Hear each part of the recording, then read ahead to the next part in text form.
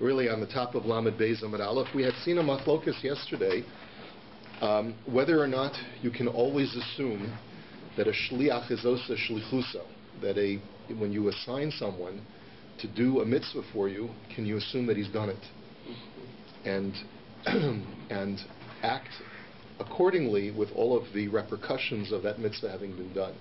So the example that we had seen yesterday is when you send someone to set up an ERU Tchumen for you, can you assume, even though you never saw it, that it was done? So the Gemara says, yeah, that for sure you can assume. Because Tchumen is a derabanan, right? This whole institution of ERU Tchumen is a derabanan, so you can assume that when it comes to an issue that's only derabanan, you can always assume that that's been done. What about an issue that's deoraisa, where the stakes are a biblical law? Can you assume that the shliach has done your bidding? So this is a machlokas between Rav Nachman and Rav Sheshes. Rav Nachman says, no, you can't. And Rav Sheshes says, you can rely, you can assume. So now, Amar Rav Sheshes, we're on the third line. Mina aminala.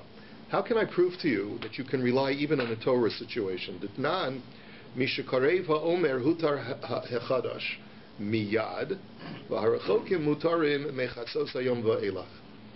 Because the Mishnah had said, now we know that there's something called the Korban HaOmer. It's brought in the temple on the 16th of Nisan, and once the Korban is brought, all new grain that had been harvested over the winter is now permitted. It's called Chadash, and you're allowed to now eat it because you've brought the Korban HaOmer.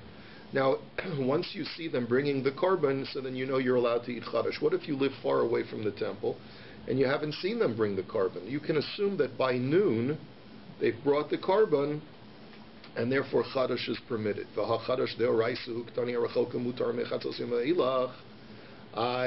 You can make an assumption, even though the whole din of Chadash is a Torah law.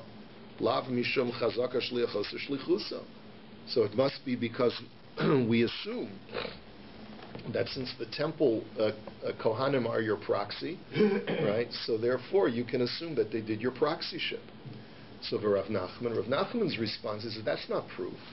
He says, Hasam kidakitani taima lefishiyodin shein based in misatzlin bo.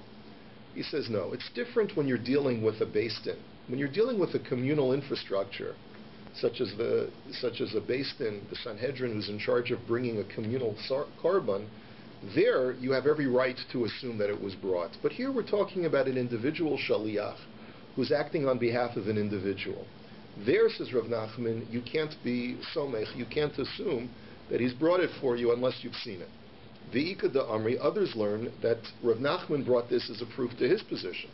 That Amar Rav Nachman mina aminallah, how can I prove to you that you cannot rely on a shaliach for a Torah law? Dikatani taimul afishiyodin shin based in misatzlin bo. Based in hudalo misatzlin bo, hashaliach misatzel bo. Rav Nachman said, you see that the whole reason why you're allowed to assume that by noon it was brought is because the based-in is not going to be lazy. They're not going to procrastinate. But you see that a regular shaliach might delay, and you can't rely on him. So that's a proof that when it comes to Torah law, you don't rely on a shaliach. But Rav Sheshes Amar Lacha, Rav Sheshes' response to that proof is no. Based-in ad palgei b'yom, a shliach kula yom. That the only difference between a based-in and a regular shaliach is that for a based-in you can assume that by noon they've brought the korban. If it was a regular individual and you had sent him to bring a korban for you or to do any other kind of mitzvah for you, then you can assume that he's done it on that day that you sent him, but you have to give him the entire day. But by the end of the day, you can assume that he's done your shlichus. And that's so therefore, according to Rav Sheshes, the difference between a based-in and a shaliach is that a based-in, you know they've done it by noon, and a shaliach, you have to give him the whole day. But in either way, either situation, you can rely that the guy's done his job. Yeah. The shaliach who sells your chametz and buys back your Yeah, chametz. it's a similar situation. Well, that's only a rabbinic law. Yeah. Amar Rav Sheshes, arguably rabbinic. Amar Rav Sheshes, mina aminallah. So Rav Sheshes, now let me prove to you once again that you can rely on a shaliach even when it comes to Torah law. The Tanya ha'isha sheyesh aleha leida oziva mevia most and osenes b'shofer v'toveles ve'cheles b'kadshim la'erev. There's a halacha as follows. Once a woman has given birth, or she's recovered from an abnormal menstrual flow called ziva, so in order for her to fully purify herself, she has to not only go to mikvah, but she also has to bring a korban. And once she deposits her money, there's a special pushka in the Beis HaMikdash for the purchase of birds that are going to be brought for childbirth, and another pushka that's going to be used for the purchase of birds that's for a ziva. And once she deposits her money there during the daytime, then she can go home, go to mikvah, and by nighttime she can consider herself completely tahor. So my time, alav mishum dorbinu chazaka shliachosa shlichusa. So here you see proof that even when it comes to a Torah law, which is as the rules of purification, she can assume that the kohanim who are her shaliach are going to do their proxy shit. So again, it's a proof that shliachosa shlichusa even when it comes to Torah law. Rav Nachman Hasam Kidder of Shemaya Damer of Shemaya Chazaka in Basin Shel Kohanim Amdu Misham Achichlu Kol Maos Sheba Shofar. And Rav Nachman's response is there too. It's not a normative kind of shlichus. They are dealing with Kohanim. Kohanim who are working professionally in the Beis HaMikdash have a certain work ethic that may be different from a regular shaliach. Their work ethic requires them or demands of them that they take all money out of those pushkas on a daily basis, and they will not quit from a day's work until they make sure that all of the karbanos that they have to bring for that day are brought. But that's not typical shlichus, that's a special case shlichus. So you can't bring a proof from there. What does the Gemara say Kohanim's reason then? Well, I think that's a similar answer here. I mean, I think that's essentially what the Gemara is saying, that Kohanim is reason. I'm not sure if Rashi, does Rashi bring that language? Didn't see it here. Okay. Yeah. Okay. Amar of Sheshis, Mina Aminalas. So Rav Sheshis, let me bring you another raya. The Tanya. Ha'omer lechaver tzei ulakeit lecha te'enim mite'enasi. This is a little bit of an interesting, complicated case. Okay, we're going to create Reuven and Shimon. Reuven is the landowner. Shimon is his buddy. And Reuven wants to give a gift to Shimon. So he says to Shimon, come into my orchard and help yourself to some figs. And he doesn't tell Shimon how many figs. Whatever you want, just go in anytime, just go in and take whatever figs you want. So ochel mehen arai uma'asran vadai. So the halacha is in that situation that while Shimon is out in the field picking and he wants to sort of just nibble on as a snack on some figs, you don't have to take meiser, you don't have to tithe yet. They're not chayiv in trumas and meisers yet until they've actually been brought in and you're prepared to actually tithe them. So you can nibble on them in the meantime. But once you've brought them in and you're ready to tithe, then you have to tithe them because you cannot assume that the balabayas Reuven has done any tithing, because since he's given you an indefinite amount that you can take for yourself, he has no way of knowing how many you've taken, and therefore he's not going to do any tithing for you. However, he was also on the tree, so he wouldn't have done what? He was on the tree, he wouldn't do his It's on the tithing. tree. He's taking from the He's taking from the tree, so there's no meiser taking from the No. tree. Once Shimon gets home, though, he has to take trumas and meisers from them. Right. He cannot assume that Reuven has tithed them for him from somewhere else. Oh, I see what you're saying. Here, Reuven has the option Right. of tithing from some other figs that he's harvested, and can tithe from those and say, I'm tithing for Shimon as well, for Shimon's take. Okay? Now, Maleilecha kalkola zu te'enim mite'enasi ochel mehen arayu ma'asrin demai.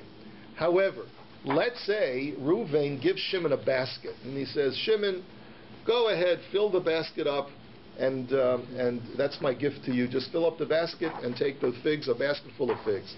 So there Reuven has given him a finite gift, and therefore there's always the possibility that Reuven may have tithed on behalf of Shimon from other figs. And therefore when Shimon gets home, he doesn't take vadai trumas and meisers, he only takes misafek, which we call demai, and therefore the meiser sheni and the trumas meiser and the truma for sure he has to take. But as far as meiser rishon and meiser ani, right, so those tithes, since they're only monetary tithes, there's no kedusha inherent in those tithes, he just has to designate, that's my meiser rishon, that's my meiser ani, and then he can eat them. He can eat them himself. So the Gemara now, and then the Brisa continues and it says, Bad medvar mamurim be'am ha'aretz. Now when is this true? When, and it seems, we'll interpret it this way, it seems that this is only true, says the Brisa, when the owner of the field is an am ha'aretz, when Reuven is an am ha'aretz, and therefore you don't know for sure whether he's going to tithe or not. Aval bechaver ochel ve'eno sarach la'aser divrei Rabbi.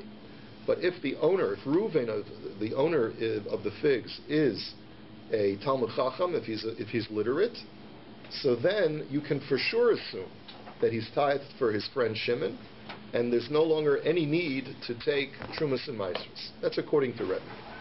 Rabbi Shimon ben Gamliel Omer, Rabbi Shimon Gamliel says, I disagree.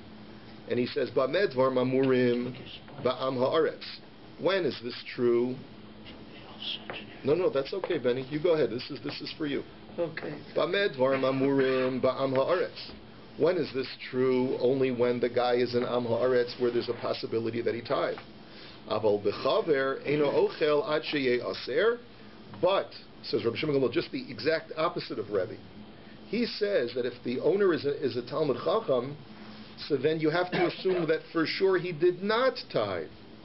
Lefi shelo nechshtu chaverim litrom shelo min hamukaf. And what's the reason?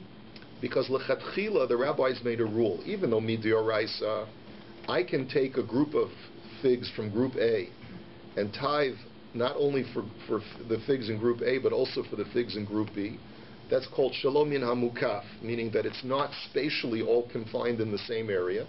I can tithe for disparate figs that are located in different places, right? But midirabanan, I'm required to have all of the figs together when I tithe them.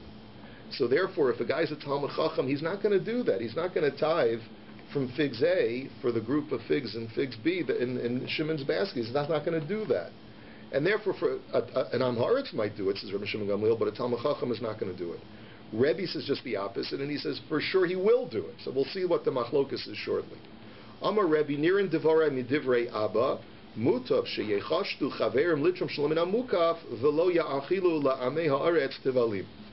And Rebbe says, I think I'm right more than my father, because his father was Rabbi Shimon Gamliel. He says, I maintain that I'm correct and my father is mistaken. Why? Because even though there are two imperatives here, one imperative is not to tithe from disparate figs, but there's another imperative which is better that I should not be responsible for my friend Shimon, who's an Am Haaretz, eating figs that are not tithed. So I feel a sense of responsibility for my friend that I gave the basket to pick the figs. And so even though I'm tithing in a less than optimal way, but better that I should tithe and make sure that he's not going to eat tevel than than to worry about the optimization of trumas and maasros. So the Gemara now says, Ad kan lo pligi el demar savar nechshadu umar savar lo nechshadu. Aval kuli alma chazaka shliachos shlichusa. So the only machlokas between Rabbi Shimon ben Gamliel and Rebbe is do you think that a Talmud Chacham is going to be toreim shalom min hamukaf? Is he going to tithe from disparate produce, right? But if that was not a factor, if that was not an issue, everyone would agree that you could assume that a Talmud Chacham is going to tithe. So you see that even when it comes to a Torah law, says Rav Sheshes, this is the conclusion of the proof, that a shliach you can assume did his shlichus, and that's why, according to Rebbe, when Shimon brings the basket of fruit home, he can for sure assume that it was tithe. He doesn't have to tithe it. So for Rav Nachman's response is no. Hasam kida Rav Chanina chazaa, damar Rav Chanina chazaa, chazakahu al chaver she'eno motzi davar she'eno mesukan mitachas yado. He says there's an additional factor over here. The Rav Nachman says that this is different from a regular shlichus where you ask a guy to go ahead and do a mitzvah for you. The reason why you can't rely on the shliach or assume that he's done it is because maybe the shliach will say, maybe the guy's not relying on me. Maybe he doesn't assume that I'm going to do it. So he's not going to necessarily be so careful to do what you asked him to do. But when it comes to this situation, there's a certain pride of ownership, a religious pride of ownership, that a farmer will never allow produce to leave his farm unless it is tithed. He's concerned about the prohibition of lifnei iver lo sitein michshol, do not place a stumbling block in front of the blind. He's concerned that people should not eat the produce that was grown on his farm that is untithed. And therefore, because of that additional factor, you can assume that any produce that leaves this guy's farm is tithed. But that's not true by other forms of shlichus. You can't necessarily always rely that a shliach has done his shlichus. Okay, Amar Mar. Now let's go back. Now we still have this machlokas, but let's go analyze this machlokes between Rabbi and Rishon ben Gamliel. Bamed dvarim amurim ba'am haaretz. We had said that when do we say that the produce that Shimon brings home with him is demai, is when the owner of the field, Ruvain, is an am haaretz. Aval bechaver ochel ve'eno sarach la'aser divrei Rabbi. But according to Rabbi, if the landowner is a Talmud Chacham, then you can for sure assume that he's tithed it, and therefore Shimon does not have to tithe at all the figs in his basket. So, Hai Am Haaretz de Ka'amar Leilaman. So let's go back. This farmer, the landowner who's the Am Haaretz, that's Reuven. So now who is Shimon? Is Shimon an Am Haaretz or is Shimon a Chaver? The guy that's the recipient of the basket. If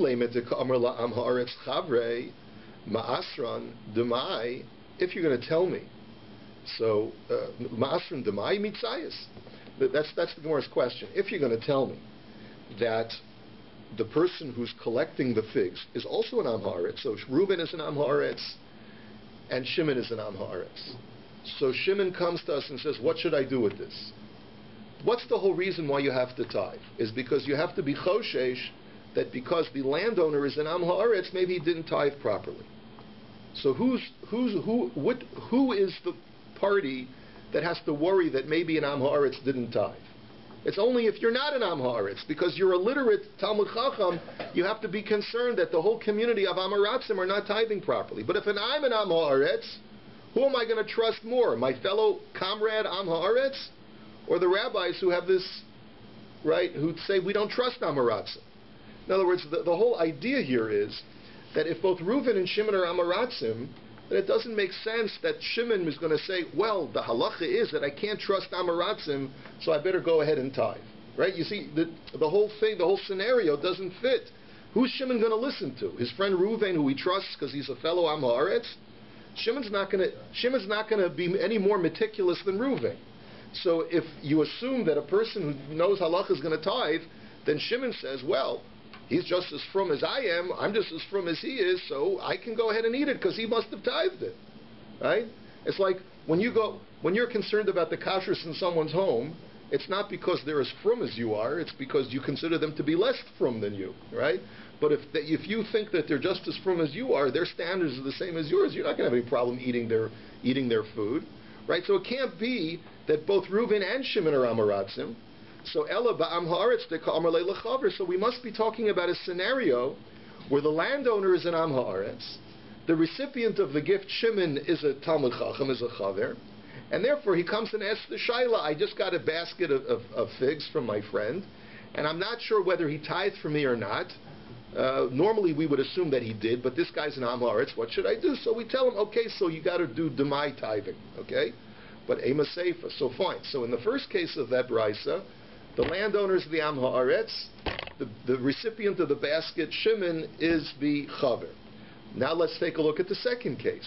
Nirin devara midivrei Abba, mutav sheyechashtu chaverim litram shlomin amukov lo yachilu la'amei ors tavalu. So the second case was where if, however, you're dealing with a Chaver who's the landowner, then Rebbe says, I believe that for sure the Chaver must have tithed, because better that they should tithe in the less than optimal fashion than allow an Am Haaretz to eat tevel. So the very fact that Rebbe is talking about an Am Haaretz, Amei Haaretz my boy hasam. If you just established that the recipient of the gift in case A is a Chaver, then how did you change that the recipient of the gift in case B is now an Am Haaretz?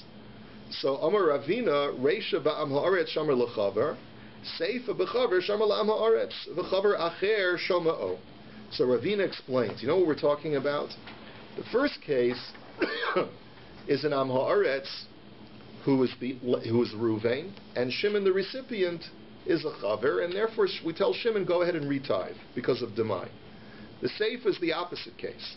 The landowner Reuven is the Chaver, the recipient is Shimon, is the Am Haaretz, and now there's a third guy.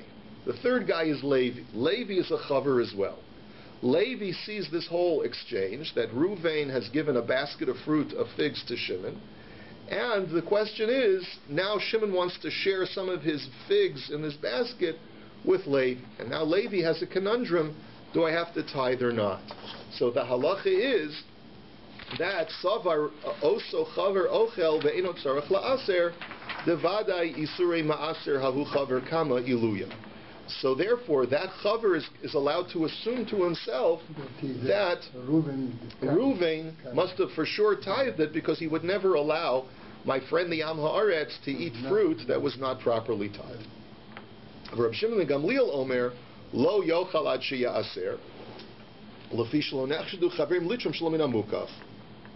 Rabbi Shimon ben Gamliel is of the opinion that no, Levi cannot eat the fruit until he tithes it, because he has to assume that Reuven, the landowner, would not tithe in a less than optimal fashion of shelo min hamukaf. The Amar le Rabbi, and Rabbi says no. Mutav sheyechashdu chaverim litrum shelo min hamukaf lo ya'achilu am haaretz tevalim. And Rabbi says no. I hold that you can assume that Reuven tithed, because better that Reuven should be accused of being someone who doesn't tithe in a proper fashion. Better that than to feed an Am Haaretz Tevel. B'mai kamiflagi. This is a fascinating discussion. What's the machlokes Rabbi and Rabbi Shimon ben Gamliel? Listen to this machlokes. Rabbi savar nichale lechaver deliavid hu isura kalila v'lo liavid Am Haaretz isura rabba.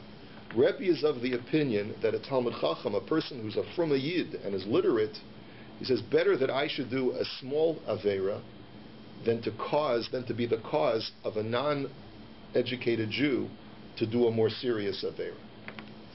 Right? That's Rebbe's attitude. Okay, so I'm going to take Meiser in a less than proper fashion. I'm prepared to do that, because I'd rather do something that's not so ay than to be the cause of my friend the Am Haaretz of doing a very serious isser of eating teva. And Rabbi Shimon Gamliel Savar Nichale lechaver diliavid Am Haaretz isur rabba v'ihu afilu isur kalila lo liavid. Rabbi Shimon Gamliel says just the opposite. He says no.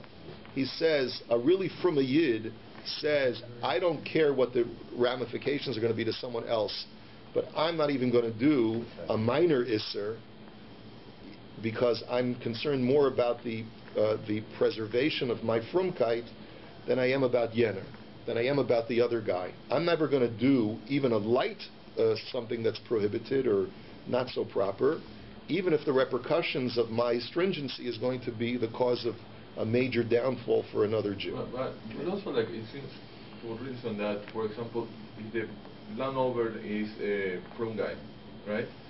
Will depends. If he gives to an Amaretz, he will tithe it. But if he gives to another from guy, then no, that's not what we're saying. We're saying this case. That would stand the reason, because but that's not what the Gemara says. The Gemara says that the machlokas between Rabbi and Shimon Gamliel is when a chaver is giving the fruit to an Am Haaretz, and this is the argument. Now, there's an interesting Tosfos over here. There's an interesting Tosfos. Tosfos says that we saw this case before. We saw this case in the beginning of Masechah Shabbos. You see a guy, 5 seconds ago, he took a piece of dough and slapped it on the side of the oven. Right? And you have an opportunity to save him from doing a malacha of afiyah, of baking, if you peel the dough off the oven before it has a chance to bake. However, that involves an Isser D'Rabbanan. There's an Isser D'Rabbanan of peeling something off of the side of an oven is an Isser D'Rabbanan. So the Gemara says we never tell a person, you do an Isser, even if it's only a minor Isser, in order to save someone else from doing an Isser Chamor. So the question that Tosfos asks is, why then over here is Rabbi prepared to say that? So Tosfos' answer is because over here it's more than just being a passive witness. Over here, it's your produce. It's your produce. If you allow him to take the produce off your property and you know that he may not tithe it, so then you're being over on lifnei iver. So that's why Rebbe says you're prepared to even do something that's minorly improper in order to save him from doing something serious, a serious crime. Is this us, or is this just b'di'evet? Because the way you described it originally, I thought it was just more like a b'di'evet in terms of the process. But if you're talking about actual isser, what do you mean actual isser? I'm talking about what. Mishalom and Amukah. Yeah. It seems like it's a lichatchila. So lichatchila, you're not allowed. It's only b'shas hadechak that we allow you to tithe shalom and hamukaf. Lechatchila you're not allowed to, but b'shas hadechak or b'di'eved we allow it. So it's not mamash isser, it's just... Well, lechatchila it's asur. Lechatchila it's asur. If there's a shas hadechak situation, let's say it's about to be Shabbos, and you know that there's stuff that hasn't been tithed yet, and you don't have time to get over there, so then we would allow. Okay. But if you have, I'm just trying to think of the logistics. You tell this guy, go into my orchard and you pick all the figs you want. I'm going to be over here. I'm doing some other stuff with some other people. So he takes your friend takes a bunch of stuff. How can you don't even know what he's got or how much he's got or how much he's got. No, the case is you know how much he's got. So you gave him a basket. You gave him a basket. You know exactly the measurements of the basket. And if you didn't give him a basket? That was the first case. I know. So we said there you can't assume that he's tithed. Because in that situation, how's he supposed to tithe if he doesn't know how much you took? Rabbi, I have a simple question. Bottom line, if it happens that both took tithe, it's still okay, no? Yeah, but there's a problem of tithing something that's already tithed. Yeah. You're not allowed to declare something. There's a whole question of as far as what the status of that food. If food is already tithed and you re-tithe it, so then that's also a prohibition. Because they didn't know from each other. Because they don't know from each other, but you're not allowed to tithe something that's already been tithed. So that's what I'm asking. Yeah. But you only do it. You do it misafek. You do it misafek. Okay, let's go on to the next Mishnah. Next Mishnah is a little bit complicated as well. Nasno be'ilan lamala me'asar tfacham ein eruva eruv lamata me'asar tfacham eruva eruv.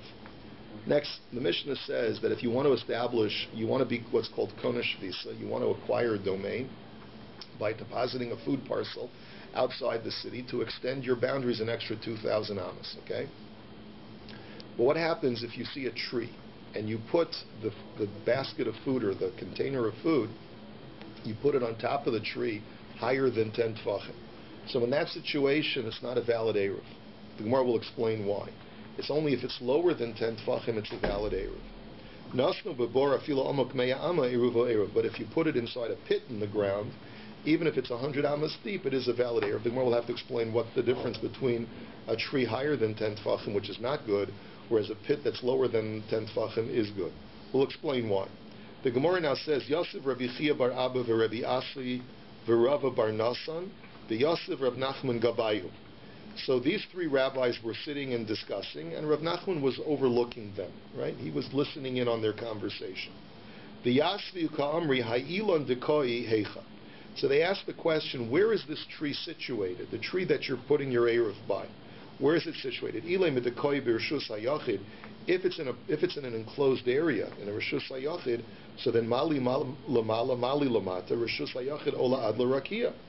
Then what difference does it make whether you put the basket of food on higher than 10 tfachim on the tree or lower? It's all one reshus. It's all reshus hayachid because reshus hayachid goes up to ad infinitum. So it's always a reshus hayachid. So here the problem is going to be, as you'll see in just a moment, the place where I mentally am designating as my spot has to be in the same reshus, halachic reshus, as where the food I'm putting down. If the food I'm putting down is in a different halachic reshus than where I mentally want to be konesh visa, so then the eruv doesn't work. The reason is because the food has to be accessible to me in my designated domain. If I can't get the food, just like we saw that if you put the food in a cemetery, according to one opinion, it's not good for a Hacohen because he can't get to it. So too, if it's in a different domain, I can't access it, so then I'm not konesh visa. So ve'ela dekoi b'reshus harabim deniskavim lishbos heicha. So therefore, you have to conclude the tree is in a reshus harabim. So where was your intent? Where did you mentally designate where your spot's going to be? Ilay b'deniskavim lishbos l'maylahu ve'eruva b'makom.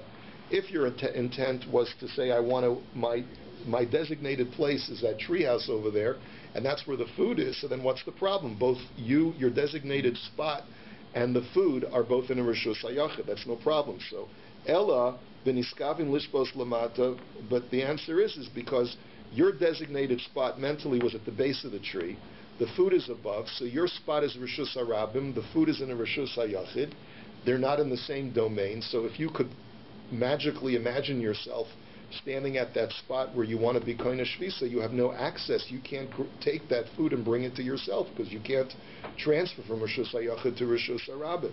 So frak the Gemara, but there's another problem. The Hakam Ishtamesh Be'ilar. The Gemara says, I don't understand.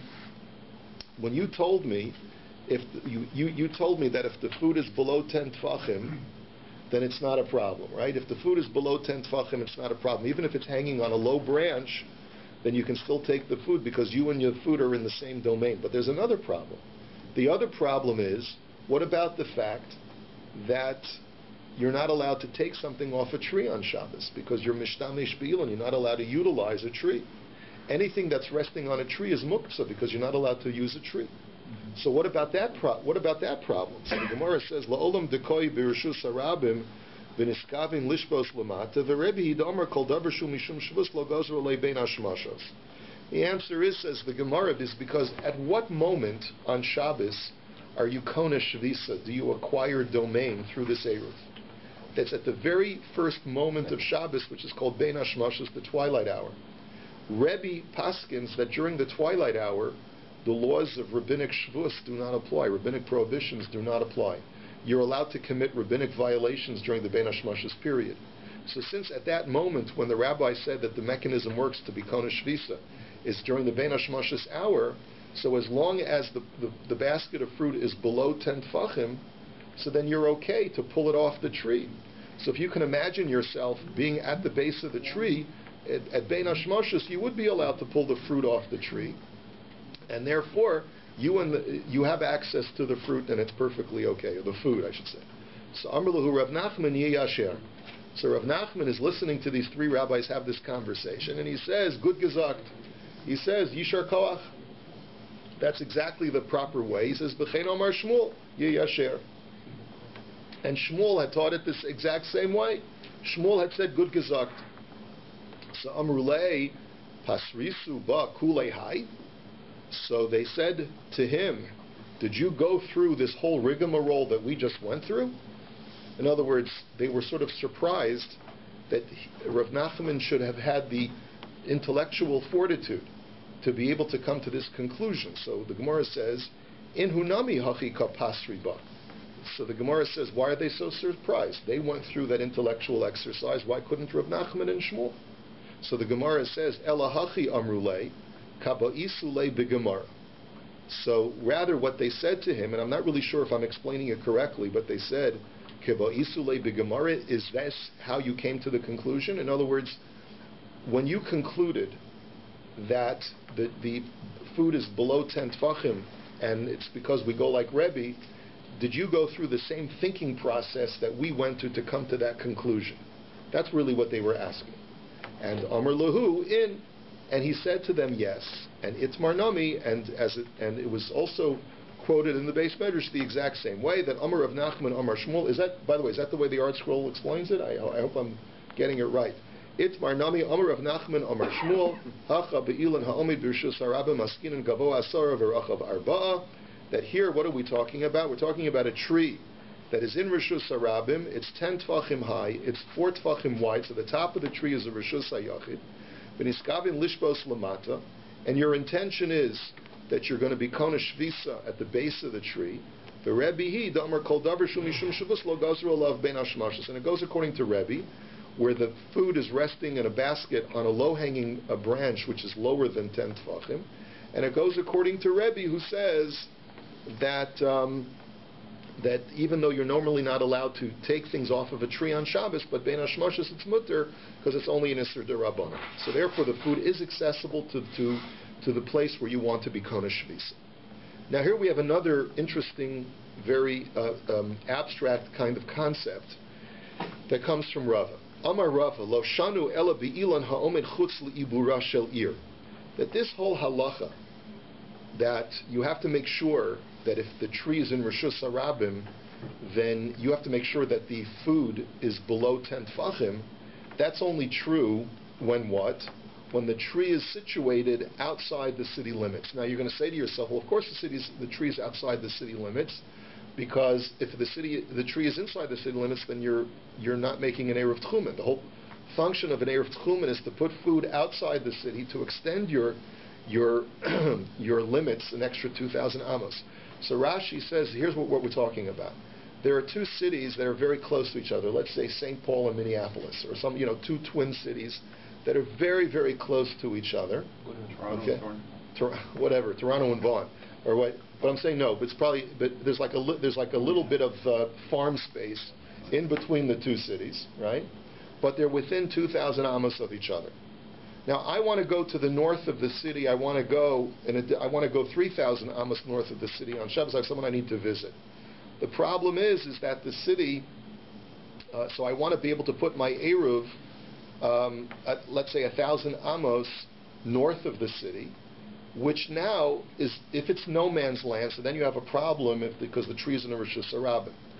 But if that 1,000 amos that goes north of my city, it now intersects or dips into another city's city limits, the sister city's city limits, so then you don't have a problem. You could even put the basket above 10 tfachim, and you could still be kona shvisa, even though that tree is in a Rosh Hashanah.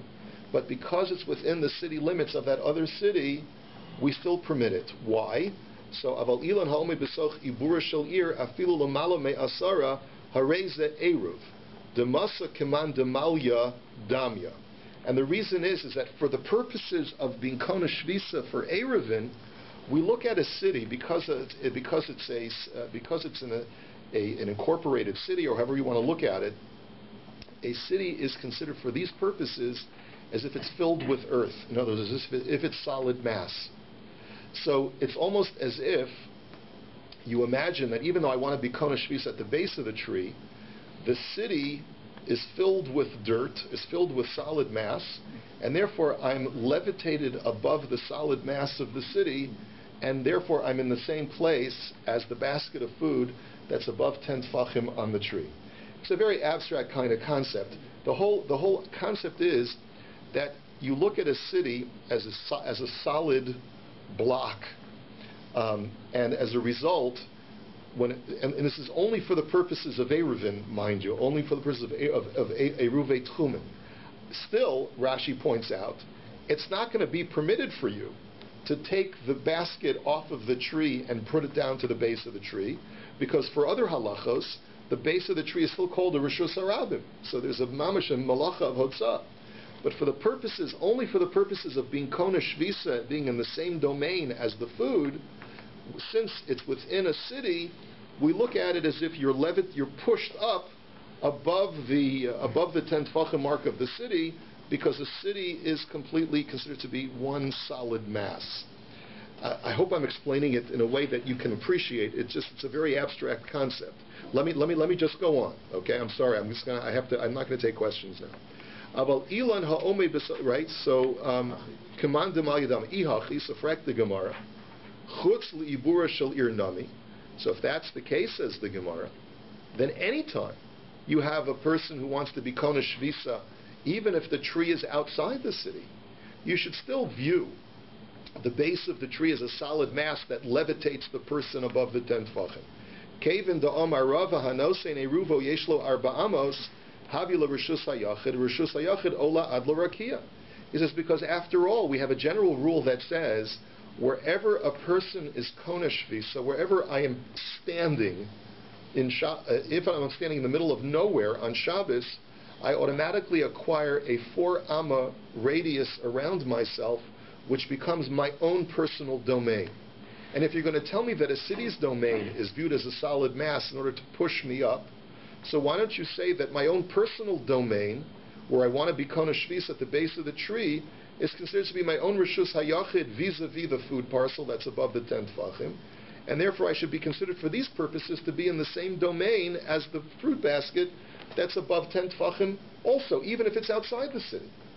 So the Gemara says, Amar Rav Yitzchak Bereda Rav Mesharshia, you're right.